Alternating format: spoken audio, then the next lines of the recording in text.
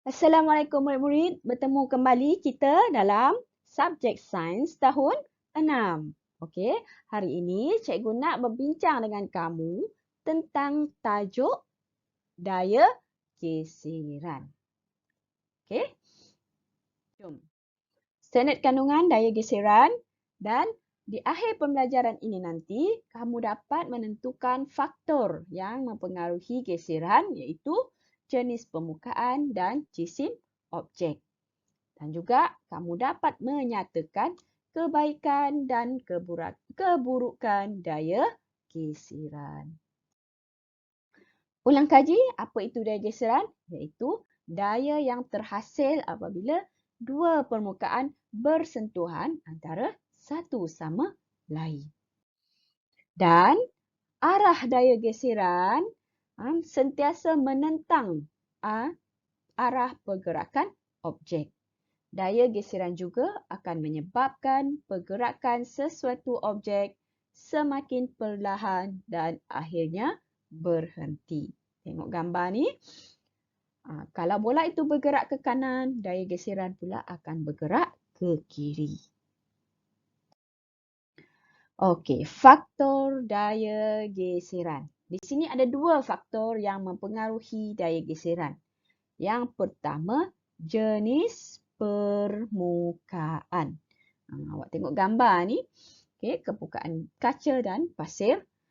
Jarak buli bergerak hanyalah 5 meter berbanding permukaan kaca 10 meter. Permukaan licin, daya geseran pun kurang. Maka jarak yang dilalui objek bertambah. Kalau permukaan kasar, daya geseran bertambah dan jarak yang dilalui objek berkurang. Iaitu ialah semakin geseran antara objek dengan jenis permukaan itu bertambah disebabkan oleh permukaan kasar. Faktor yang kedua adalah jisim objek. Tengok gambar. Kalau objek ringan, daya geserannya berkurang. Maksudnya, daya yang diperlukan untuk mengangkat atau mengalih objek itu sedikit. Kalau objek berat pula, daya geseran di antara permukaan dengan objek ini, dua permukaan kan, bertambah daya geserannya. Menyebabkan daya yang diperlukan untuk mengangkat atau mengalih objek itu bertambah. Okey, di sini kegunaan daya geseran. Apa guna daya geseran? Pertama, untuk menghasilkan haba. Contohnya kalau kamu gesek tangan kamu, okey, akan hasilkan haba untuk kiranya kamu sejuk kan. Yang kedua, untuk memegang objek. Ya, kalau tidak ada daya geseran, kita tidak dapat pegang objek dengan baik. Menajamkan peralatan. Contohnya apa? Contohnya pisau. Awak ambil batu pengasah dan kita mengasah pisau tersebut dan daya geseran diperlukan untuk menajamkan pisau tersebut. Dan yang paling utama ni memperlahankan objek bergerak dan akhirnya berhenti. Contohnya brake kereta dan brake basikal. Kalau tidak ada daya geseran, maka berlakulah apa? Mudahlah berlaku pelanggaran. Dan yang kelima, membolehkan objek kekal pegun. Kekal pegun, tidak bergerak. Contohnya awak letak meja kursi kat situ, tidak bergerak. Kalau tidak ada daya geseran, awak letak meja kursi, baru pegang sedikit dah beralih. Itu maksudnya kegunaan dan kebaikan daya geseran. Okey. Now, keburukan daya geseran pula. Pertama, menghasilkan bunyi yang tidak diingini. Contohnya kalau di rumah perasan, kalau kipas kan, kipas berpusing yang dah lama, krek bunyi tu kan. Itu disebabkan oleh apa? Disebabkan oleh daya geseran. Menyebabkan bunyi terhasil. Menyukarkan pergerakan. Ya, menyukar. Ada sesuatu di setengah situasi, ia menyukarkan pergerakan. Contohnya kalau awak berada di kawasan yang berpasir kan, awak masuk agak sukar bergerak kan, berbanding awak berada di atas simen. Dan ketiga, mengakibatkan permukaan kasut haus. Yang ini Macam biasalah, makin lama kasut awak beli mula-mula tebal dia punya tapak tu kan. Dia punya bunga. Lama-lama dia dipakai kasut itu, jadi tapak bunganya dah makin hilang. Itu disebabkan oleh daya geseran. Dan yang keempat, mengakibatkan haba pada mesin. Dia juga mengakibatkan haba pada mesin seperti dalam kereta, enjin kereta, silinder enjin tu bergerak kan, bergeser menyebabkan daya geseran, menyebabkan haba dan boleh mengakibatkan kereta rosak. Okey. Okey, sekarang kita nak bincangkan latihan-latihan yang cikgu dah bagi pada minggu yang lepas. Okey. Di sini kita nak membincangkan eksperimen faktor yang menentukan geseran jenis permukaan. Sebelum ni cikgu ada bagi jawapan kan? Namun setelah cikgu perhatikan dan okey, di sini cikgu nak ingatkan kamu, okey, di antara keempat-empat ini yang manakah paling tinggi daya geseran? Kita kena tengok terus pada gambar. Contoh yang pertama permukaan rumput, kedua permukaan jalan tar, ketiga permukaan pasir dan keempat permukaan simen kaki 5. Okay, soalan dia tanya tujuan. Okay. Jadi untuk menyiasat hubungan di antara jenis permukaan yang berbeza dengan jarak yang dilalui oleh kereta mainan. Yang dimanipulasi yang berbeza adalah jenis permukaan. Kan, ada 4 jenis permukaan yang berbeza. Dan yang kita perhatikan, jarak yang dilalui oleh kereta mainan. Berapa jauh kereta mainan itu bergerak. Dan yang dimalarkan, apa yang mesti sama? Jenis kereta mainan, berat kereta mainan. Okey, sekarang kita lihat pada hasil pemerhatian. Okey, hasil pemerhatian setelah eksperimen dijalankan. Di sini diakui bahawa ada kekeliruan di antara permukaan rumput dan pasir kan? Semesti kamu tahu permukaan simen adalah yang paling licin, kedua jalan tar. Okey, yang ketiga dan keempat, yang mana satu?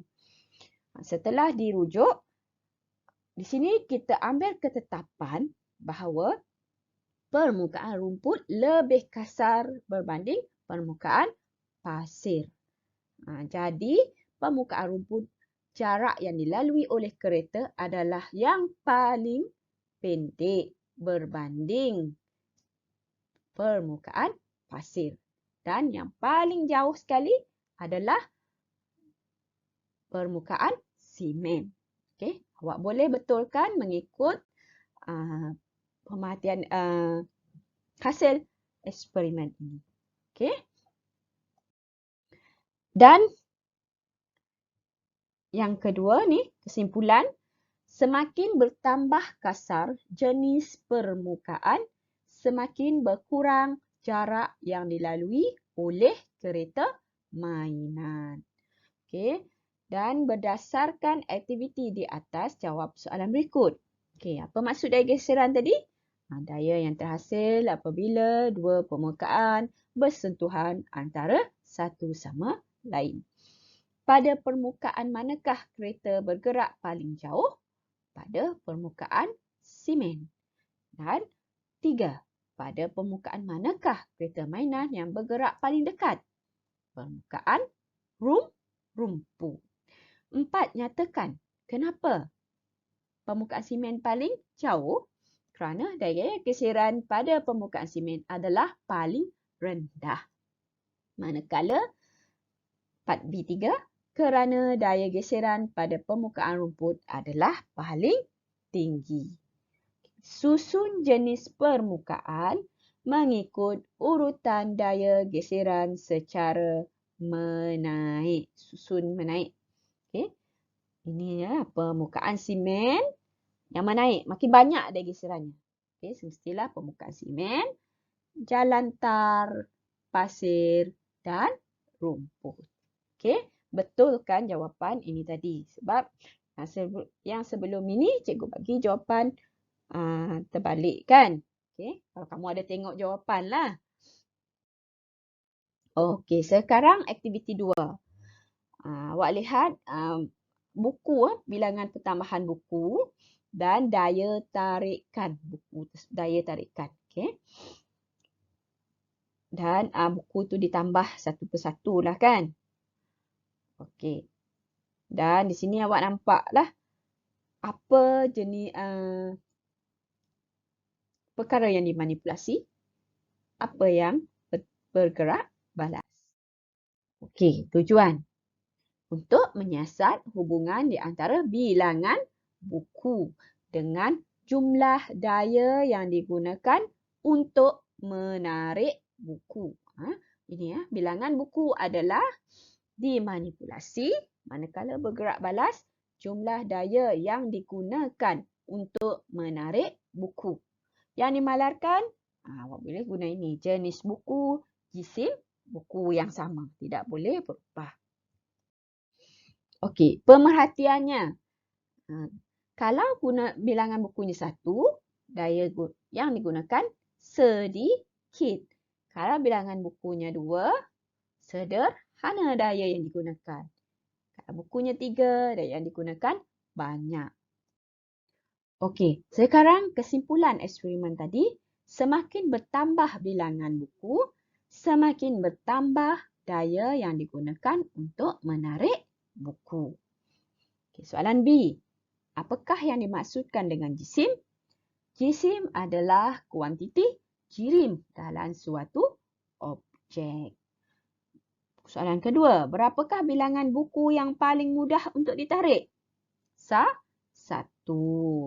Dan ketiga. Berapakah bilangan buku yang paling sukar untuk ditarik? Ada 3 buah buku yang paling sukar untuk ditarik.